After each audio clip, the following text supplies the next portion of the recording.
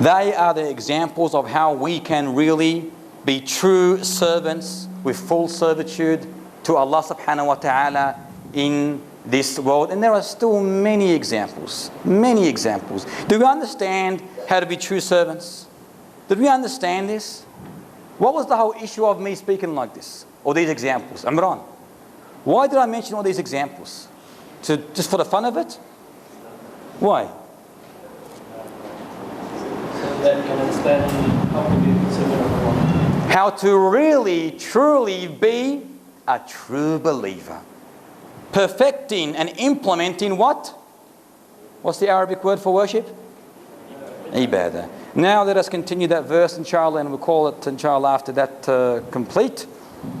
The verse in itself is not there, I don't think, it's only half there, correct? It's not complete. وَمَا خَلَقْتُ الْجِنَّ وَالْإِنسَ إِلَّا لِيَعْبُدُونَ. Here Allah subhanahu wa ta'ala, another derivative. The first derivative that we mentioned was what? The wisdom behind the creation of man and jinn, which is worship. Do we understand the word worship?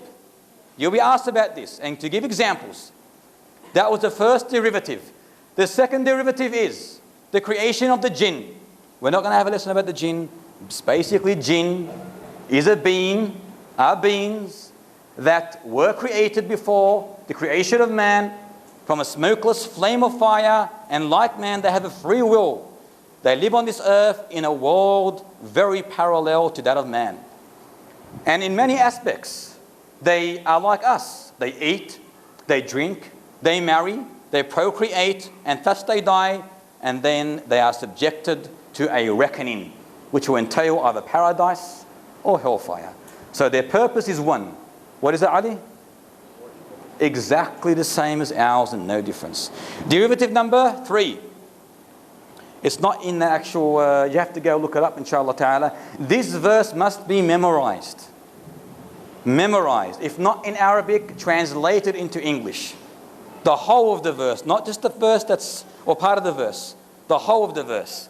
The continuation of the verse says, I seek no provision from them, nor do I ask them for any food. We learn that Allah subhanahu wa ta'ala, the third derivative, Allah subhanahu wa ta'ala's complete independence from creation. Allah subhanahu wa ta'ala's complete independence from His creation. And this is taken from the next part of the verse, that I seek no provision from them, nor do I ask that they should feed me. In a human-to-human relationship, when we do good to each other, why do we do good? For what reason, Ya Khawad al-Baf? To benefit from each other, for our own personal objectives, correct?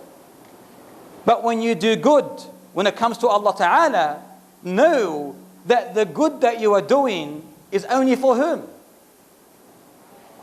For yourself.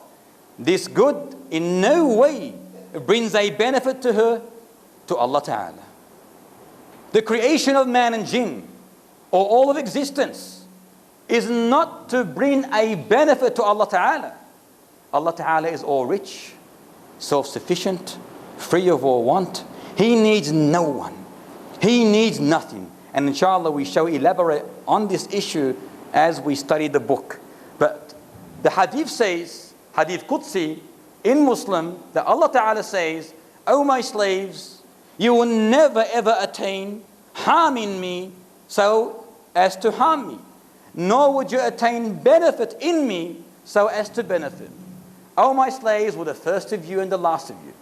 The human of you and the jinn of you were as most pious, as the most pious heart of any one man of you. This will not increase my kingdom in anything. O my slaves were the first of you and the last of you.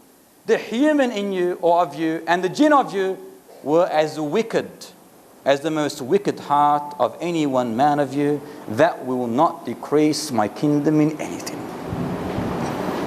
So what we've got to understand from this narration is that Allah did not create us in order to benefit from us.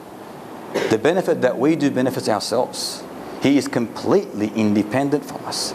Derivative number 4. Why did He mention provisions and food? Who can tell me? I do not seek from them provisions, nor do I want them to feed me. Provisions and food.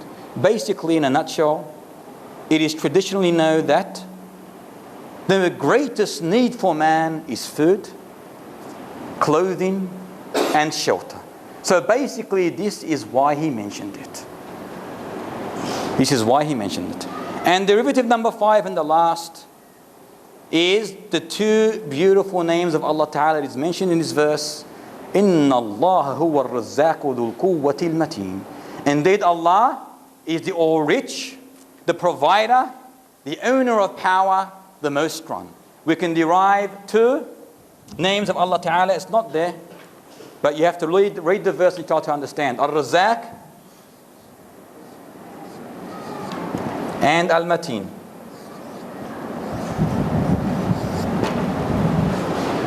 What's Ar-Razzaq? Huh? The provider, correct? The provider.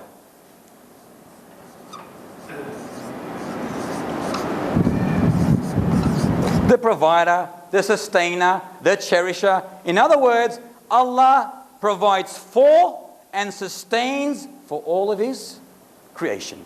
What's al-mateen? Who can tell me?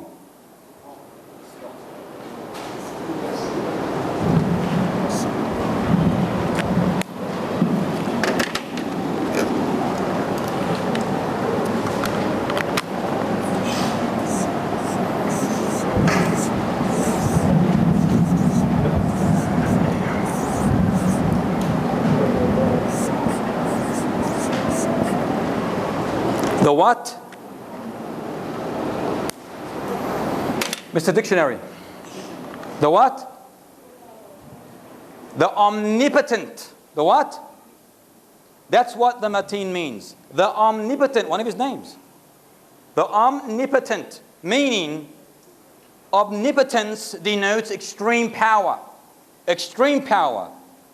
In other words, all of stability, strength, is in the command or is organized by the command of Allah Ta'ala. A better way of putting it. Meaning, the omnipotence is, or the omnipotent is, the one who has perfect and unconquerable power. The one with perfect and unconquerable power. If you're asked to explain it, you say, omnipotence denotes extreme power. Or omnipotence signifies extreme power. In other words, all of stability and strength is organized by the command of Allah Ta'ala. Do you need me to write this up on the wall? Is that understandable? Is that understandable? Everyone understands? What's omnipotent? Zaki? Not good enough. Why the mateen, al-mateen, the omnipotent? Now, when you say just extreme power, who are you talking about? It could be defect, it could be deficient, it could be anything. It's got to be perfect, unconquerable power. Huh? So if you asked, what does al-mateen mean? I want one word, the omnipotent. Okay, you may be asked, explain it. Abdullah, explain it to me, please. Power, the unconquerable power. Not too bad. It means that all stability and strength is organized by Allah's command. Is that understandable? It denotes extreme power. But in reality, all of stability and strength is organized by Allah's command. وَلَا حَوْلَ وَلَا قُوَّةَ إِلَّا بِاللَّهِ. Do you understand this?